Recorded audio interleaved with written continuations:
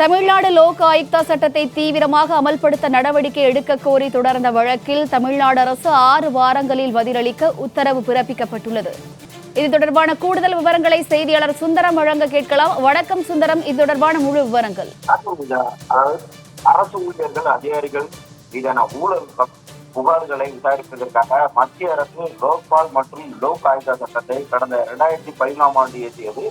இந்த சட்டத்தின் அடிப்படையில் தமிழ்நாடு லோக் ஆயுக்தா சட்டம் 2018 ஆண்டு இயற்றப்பட்டு 2018 நவம்பர் முதல் அமலுக்கு வந்தது.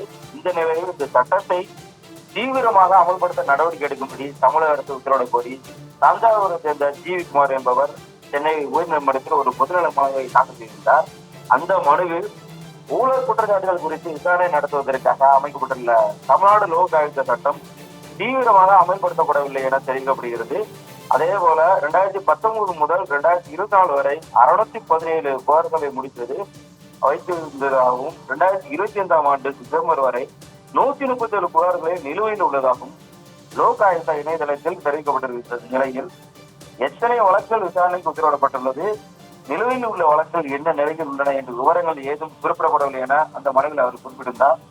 மேலும் லோக் ஆயுக்தா செயலாளராக துணை செயலாளர் அந்தஸ்து அதிகாரியை நியமித்து கூறியுள்ள நிலையில் ஓய்வு பெற்ற அல்லது பணியில் உள்ள மாவட்ட நீதிபதியை செயலாளராக நியமிக்கும் அருகில் விதிகளை திருத்தி 2020 ஆண்டு அரசாணை பிறப்பிக்கப்பட்டுள்ளதாகவும் இது மத்திய அரசு சட்டத்தை மீறிய செயல் என்பதால் செயலாளர் நியமனம் தொடர்பாக விதிகளை திருத்தி வெளியிடப்பட்ட அரசாணையை ரத்து செய்ய வேண்டும் எனவும் அந்த மனுவில் அவர் குறிப்பிட்டிருந்தார். இந்த வழக்கானது நீதிபதி தலைமை நீதிபதியாக இருக்கக்கூடிய சுத்ருத் தர்மாதிகாரி மற்றும் நீதிபதி ஜி. அருள்முருகன் அடங்கிய அமர்வில் விசாரணைக்கு வந்தது.